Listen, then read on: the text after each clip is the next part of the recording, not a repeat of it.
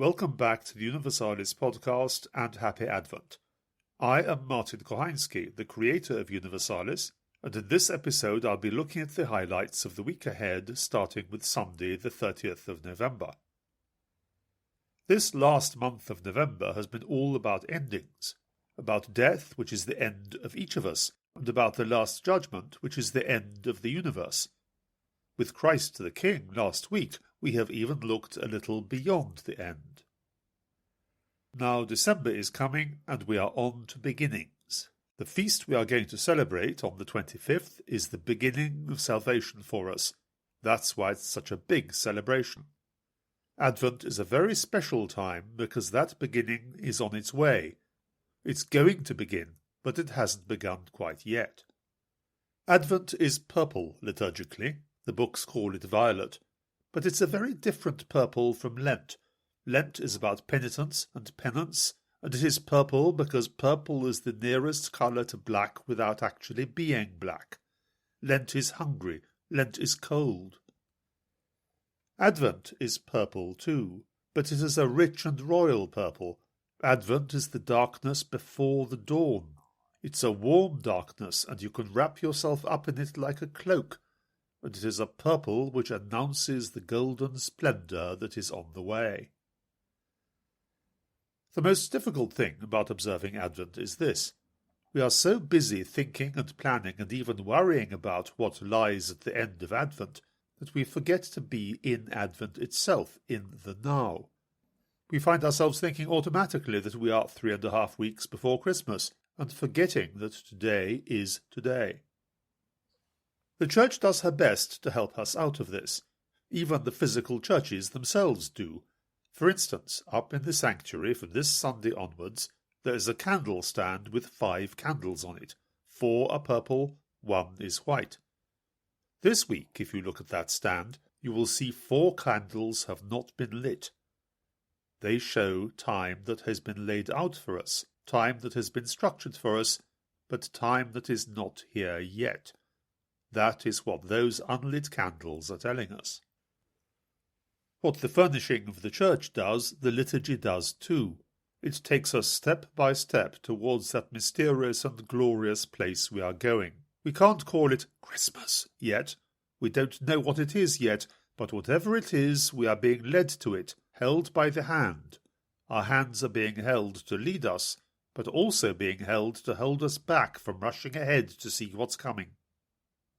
If we do manage to keep ourselves firmly in the first week of Advent and not rush forward, we will be like the Jews of 2030 years ago, more or less, praying for something to come with only a slight idea of what that something was going to be.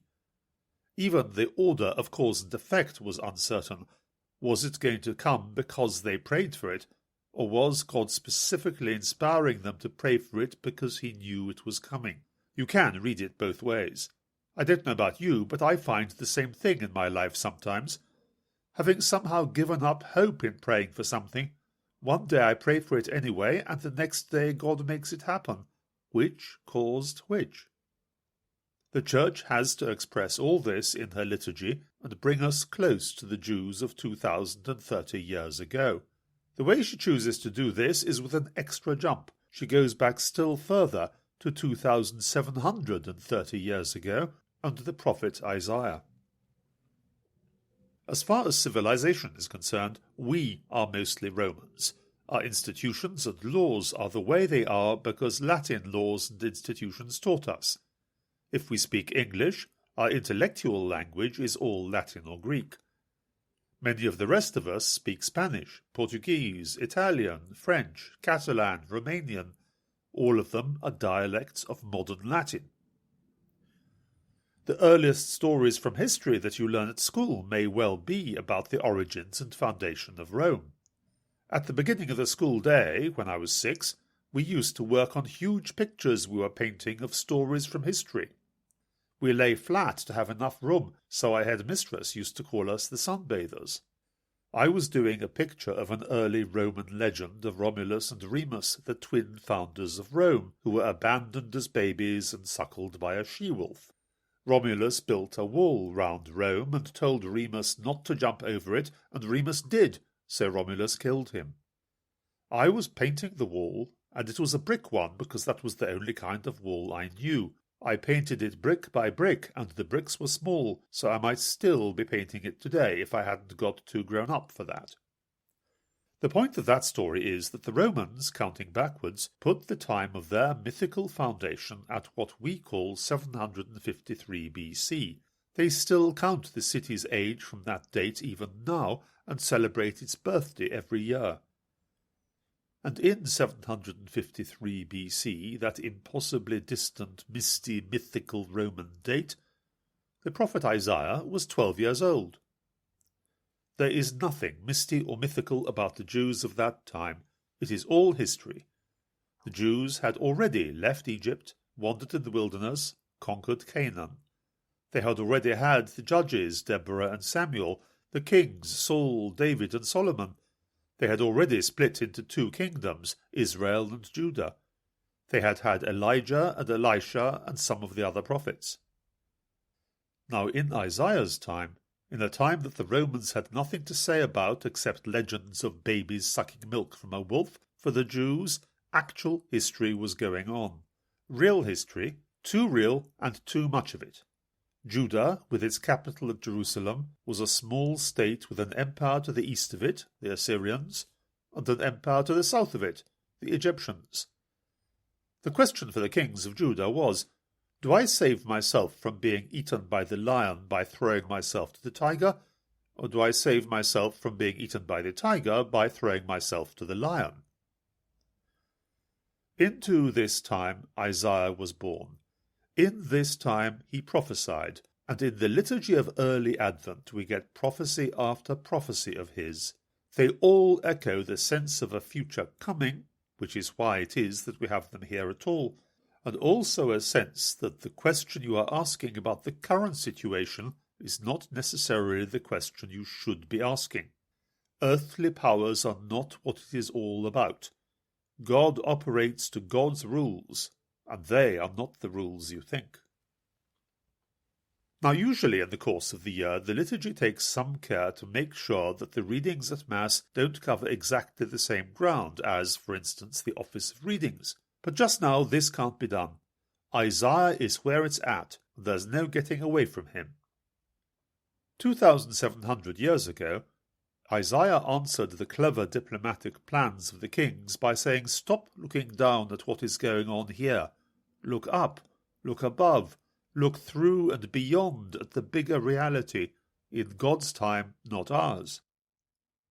2,030 or so years ago, Isaiah echoed down to the Jews who felt that they had to choose between submission and rebellion. He said again, look up, look above, look beyond. And today, at the beginning of Advent, the beginning of the second quarter of the 21st century, Isaiah is still echoing down to us. I think it is an excellent thing to listen to him precisely, day by day, step by step, prophecy by prophecy, poem by poem, oracle by oracle. There are two ways of doing it, both of them equally easy if you use Universalis. You could look at the readings at Mass, or you could look at the Office of Readings at the first readings there. I've decided to go with the Office of Readings because it has big, solid readings. They are longer and deeper than the ones you get at Mass.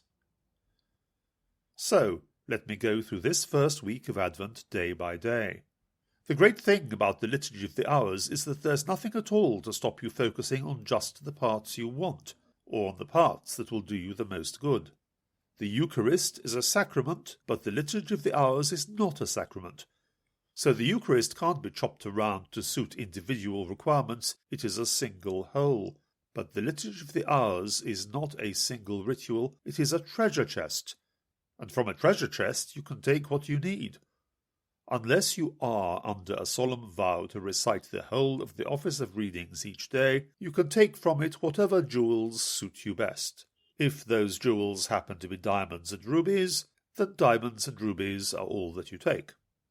I am taking the first readings to be my jewels, my rubies, but I have noticed that there is a small diamond set just above each of them, just before each day's first reading. It is a simple half-line verse and half-line response that have been made specially to fit the mood of the day. Someone has worked these out carefully, so I will look at those as well. Let's start with Sunday. The verse says, "Lift up your heads and see, your redemption is at hand." The reading comes from the very beginning of the book of Isaiah. The kingdom of Judah is in ruins in two ways, because it is physically destroyed by warfare, but also undermined by people turning away from God and doing evil. But salvation is still possible. Isaiah generally doesn't prophesy doom without offering consolation as well. Salvation does not come from more ceremonies, more rituals, more sacrifices. The real answer is, cease to do evil, learn to do good. Though your sins are like scarlet, they shall be as white as snow. On Monday, the verse says, "Let us see, O Lord, your mercy, and give us your saving help." Isaiah laments again over the moral state of Jerusalem. Everyone is cheating, everyone is oppressing the weak. God is offering a consolation. The consolation is fire. This is going to hurt. Do you think silver enjoys being put in a furnace to purify it and burn all the base metal away? But at the end of it, you will be pure silver. You will be restored, your polity and your integrity. And once you are restored, the entire world will come to you to worship the Lord. The Lord will give order to international affairs, and there will be universal peace. On Tuesday, the verse says something you may remember from carol services. The voice of one crying in the wilderness, "Prepare the way for the Lord, make straight the paths of our God." That is to say, to be healed, you need to make yourself ready to be healed. In that day's first reading, Isaiah's prophecy says, "Preparing the way of the Lord is like real road building. It is done by crushing rocks into dust. When the glory of the Lord comes, it will be so brilliant you will want to hide from it. But there will be survivors, and the Lord will return to Zion. You will be given once more a pillar of cloud by day and fire by night, and they will lead you as they once led you out of Egypt and through the wilderness." Wednesday is more about sadness than about hope. Isaiah's poem is about the vineyard God had and loved, but the only grapes it yielded were sour grapes. God says he will knock down the wall he built to protect it. He will even tell the clouds not to water it any more. And in the verse before the reading, we, the people who have been such a disappointment, offer consolation to God. We say to God, "Lord our God, turn our hearts back to you. Let your face shine on us, and we shall be saved."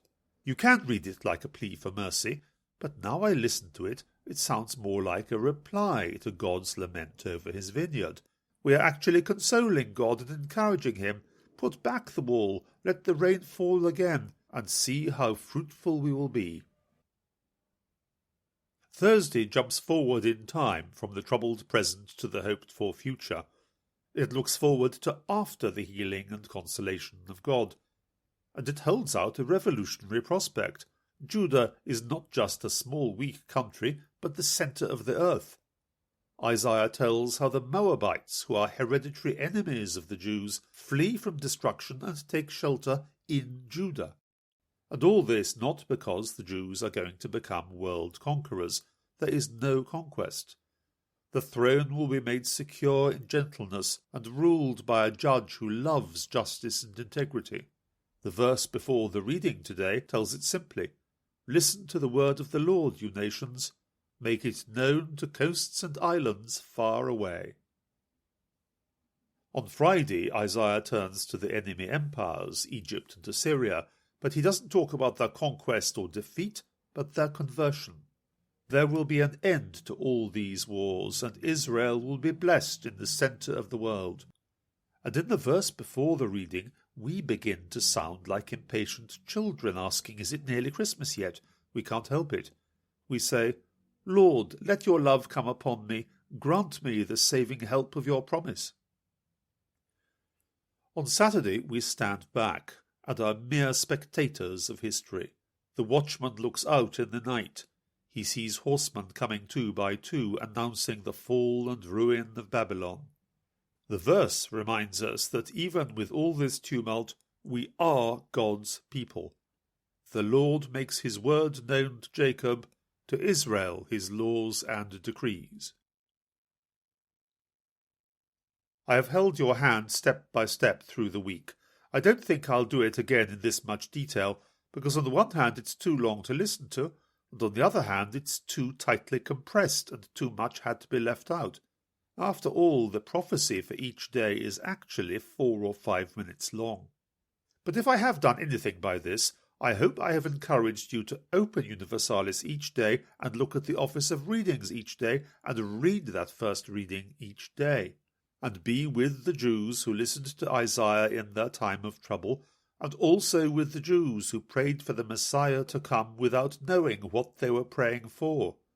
A deep purple time they were in, with dazzling light on the way. Advent is not Christmas, but inevitably you are thinking of Christmas presents. While you are worrying about Christmas presents for other people, get yourself an Advent present now. In the Universalis app, subscribe to the Spoken Liturgy of the Hours. We are so used to reading a screen fast in a hurry to turn the page that we often don't take in what it actually says. Listen instead, and you'll find it all meaning more. Besides, you can listen in many places where you can't read, when driving, in bed before you open your eyes, out on a walk. I used to be able to say that the subscription to the Spoken Liturgy of the Hours was about the price of 1 cup of coffee per month, but coffee has gone up and the subscriptions haven't. So, now, a single espresso in a local cafe once a month costs a penny more than listening every single day of the month to the Office of Readings, Lauds, Terce, Sext, None, Vespers, and Compline. On the iPhone, iPad, or Android, try a free sample. Press the play button at the bottom of the page and see if you like what you hear. Of course, Universalis itself can be a gift for other people, and it's a good one. Have a look at the episode notes for this podcast and you'll see how to give it. The simple story is that you buy a code and give it and it lasts forever.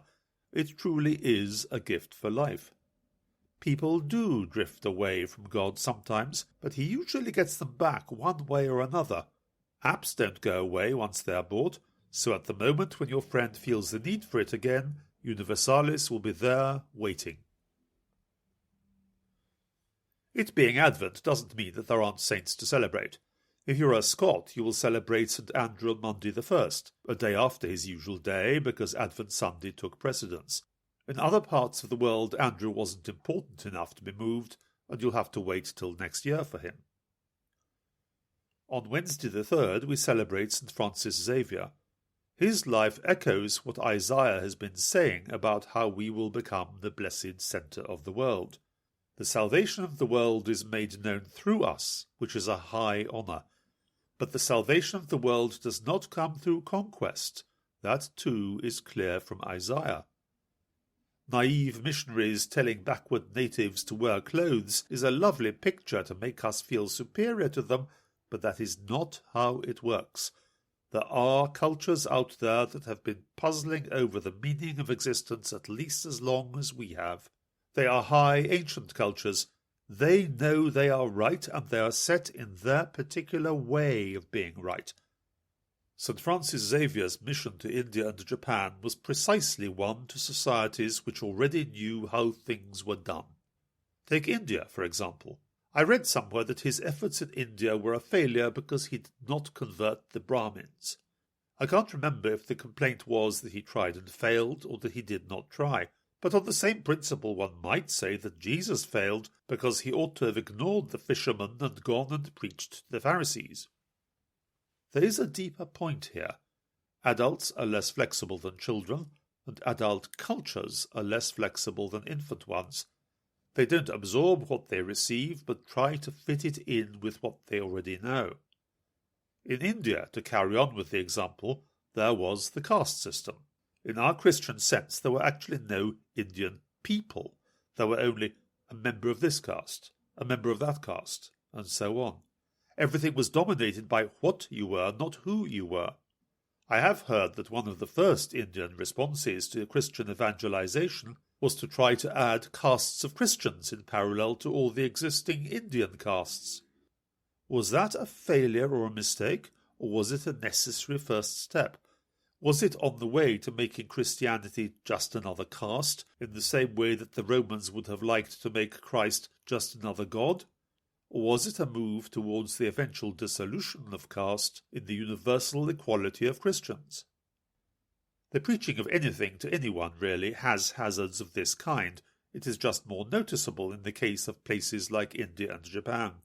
Perhaps for each of us as missionaries and apostles in our own little way, the key is to do the best we can and not worry about it. God's will be done. On Saturday the 6th, it is the feast of St. Nicholas, Bishop of Myra in modern-day Turkey, who died about the middle of the 4th century. He was devoted to helping the poor. The story is told of how he secretly gave 3 purses of gold to a poor man who could not afford dowries for his 3 daughters, thus making it possible for them to get married and saving them from a terrible fate. In some countries, good children are given presents on St. Nicholas's Day. Even bad ones are. That's all for this week.